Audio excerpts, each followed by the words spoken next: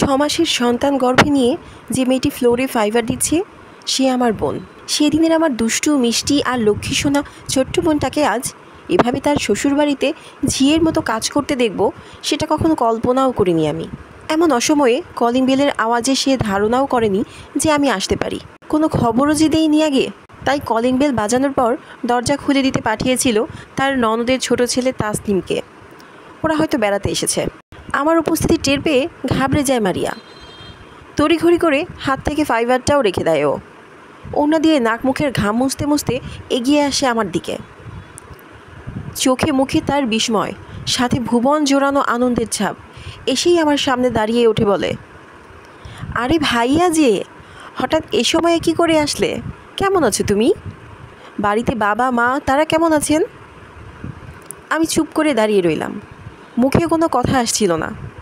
এমন সময় ভেতরের রুম থেকে আওয়াজ আসলো, ও জমিদারের বেটি মারিয়া, এতক্ষণ লাগে এইটুকু ঘর ফাইবার দিতে? তা বাবা মা কি কাজ টাজ না শিখিয়েই আমার ছেলের গলায় ঝুলিয়ে দিয়েছিল তোমায়? ফাইবার দেওয়া শেষ করে তাড়াতাড়ি এসে এখান থেকে প্লেটগুলো নিয়ে যাও।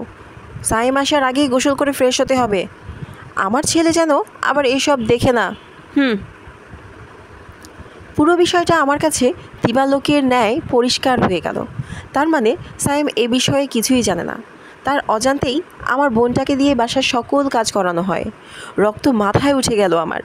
মারিয়াকে বললাম, ফাইবারটা নিয়ে কাজ করা শুরু করো, আমি দাঁড়াচ্ছি।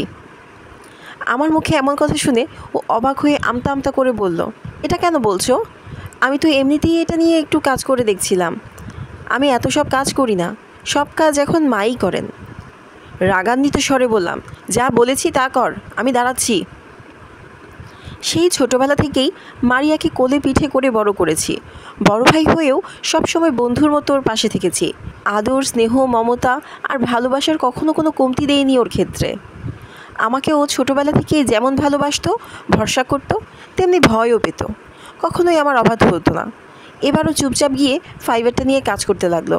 আমি পকেট থেকে ফোনটা বের করে মিনিট 3 একটি ভিডিও বানালাম ওর কাজের।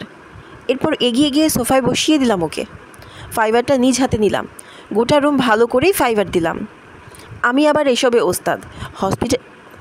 হসপিটালিটি ম্যানেজমেন্ট পড়াশোনা ও কাজের অভিজ্ঞতা থেকেই এসবে দক্ষতা আসলে। চোখের পলকে রুমের সবগুলো কাজ করে ফেললাম। বোন আমার বিস্ময় হয়ে শুধু দেখেই যাচ্ছে। কিছুক্ষণ পর ভদ্রমহিলা আবার চেঁচালো, মারিয়া। আমার কথা বলতে চাইলেও ওকে থামিয়ে দিয়ে বললাম, ওই রুমটা ভেতরের দিকে। এদিক থেকে খুব জোরে কথা না বললে সেখান থেকে শোনা যাবার কথা নয়, তাই আমাদের কথাবার্তা শোনেননি তিনি। মারিয়াকে বললাম, এখানে চুপচাপ বসে পিঠাগুলো খেয়ে নে, মা বানিয়ে পাঠিয়েছেন, আমি আসছি। ও বাধ্য মেয়ের মতো হাত ধুয়ে সেগুলো খেতে লাগলো। আমি এগিয়ে গেলাম ভেতরের দিকে। দরজায় নক করলাম। হুট করেই তো আর কারোর রুমে ঢোকা যায় না, এটা আদবেরও খেলাপ বটে। ভেতর থেকে অনুমতি এলো, এসো নবাবজাদি। ঢুকলাম রুমে। তিনিও তার মেয়ে টিভিতে ভারতীয় সিরিয়াল দেখছেন। সেখানেও দেখাচ্ছিল কিভাবে নিজেদের পুত্রবধূদের দিয়ে বাড়িতে ঝিয়ের মতো করে কাজ করাতে হয়। আমি এমন একটা পরিবেশে আর সালাম দিলাম না, সরাসরি সামনে গিয়ে দাঁড়ালাম। তাদের চোখে এখন আর আমি মারিয়ার বড় ভাই রিয়াদ নই, যেন জমদূত। দুজনের চক্ষুই চড়ক গাছে রূপান্তরিত হয়ে গেল। বললাম, তা এখান থেকে কি নিয়ে যেতে হবে দয়া করে যদি বলতেন। মারিয়ার শাশুড়ি আমার মায়ের বয়সী, আমতা আমতা করে আমাকে বললেন, বাবা তুমি এখানে? বললাম, যদি অনুমতি দেন তাহলে একটু বসতে চাই। উনি টিভি বন্ধ করে দিয়ে বললেন, হ্যাঁ বাবা বসো। দুজনের কেউই বুঝতে পারছে না আমি ঠিক কী করতে চলেছি। বসে পকেট থেকে ফোনটা বের করে ডাটা অন করলাম। ইমোতে গিয়ে কল দিলাম তানহাকে। আমাদের বাসায়ও ওয়াইফাই রয়েছে, ইলেকট্রিসিটিও থাকে প্রায় সব সময়, তাই নেট নিয়ে কোনো সমস্যা পোহাতে হয় না। কয়েক মুহূর্ত পরই রিসিভ করলো তানহা। ওকে দেখা যাচ্ছে বিছানায় বসে আছে। বললাম, কি করছো? আর কি করব, মা এতগুলো ফল এনে দিয়ে বললেন যেন বসে বসে খাই। আমি কি সারাদিন এখন শুধু ফলই খাবো বলো? তুমি কি খাচ্ছ সবগুলো একটু দেখাও তো। এই বলে ফোনটা মারিয়ার শাশুড়ির হাতে দিয়ে দিলাম। উনি ফোনটা নিয়ে দেখতে লাগলেন। তানহা মারিয়ার শাশুড়িকে দেখে অবাক হয়ে যায়। সালাম বিনিময় করে ভালো মন্দ জিজ্ঞেস করে। ওনার স্বাস্থ্যের খবর নেয়, প্রেশার ঠিক আছে কি না আর ঠিকমতো খাওয়া দাওয়া করেন কি না সেসবও জিজ্ঞেস করে উনি 5 ওয়াক্ত নামাজ আদায় করতে পারেন কি না জিজ্ঞেস করে। উনি আমাদের সকলের জন্য দোয়া করেন কি না, কারণ তিনি মুরব্বী, গুরুজন। মারিয়ার কথা জিজ্ঞেস করে। সেই মুহূর্তেই ভদ্রমহিলা কেঁদে ফেললেন। আঁচল দিয়ে চোখের পানি মুছতে মুছতে বললেন, আমাকে ক্ষমা করে দাও মা, আমার জন্য আল্লাহর কাছে দোয়া করো যেন আমার দ্বারা এমন অবিচার আর কখনো না হয়। কথাগুলো বলতে বলতে তিনি ফোনটা এগিয়ে দিলেন আমার দিকে।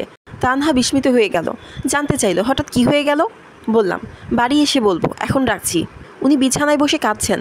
ততক্ষণে আমি মারিয়ার ভিডিওটা সাইমকে সেন্ড করে দিয়েছি। সাথে লিখেছি, ভুল মানুষই করে, তোমার মাও একজন মানুষ। আমি চেষ্টা করেছি ওনার ভুল ভেঙে দিয়ে ওনাকে শোধরাবার সুযোগ করে দেওয়ার। আশা করছি উনি নিজে শোধরে নেবেন, তবে নাও নিতে পারেন, তাই এটি পাঠাতে হলো। এখন কোনো পদক্ষেপ নেওয়ার আর দরকার নেই। ভবিষ্যতে প্রয়োজন হলে নিও। সেটুকুই করো যেটুকু একজন স্বামী হিসেবে স্ত্রীর প্রতি থাকা দায়িত্ব আর কর্তব্য পালনের দায়বদ্ধতা থেকে করতে হয়। ভদ্রমহিলা উঠে দাঁড়ালেন। এবার প্লেটগুলো নিজ হাতে উঠিয়ে নিয়ে গেলেন কিচেন রুমে। ততক্ষণে মারিয়াও সেখানে গিয়ে হাজির। মারিয়াকে দেখে তিনি আর কোনো কালক্ষেপণ না করে ওকে গিয়ে জড়িয়ে ধরে হাউমাউ করে কান্না শুরু করে দিলেন।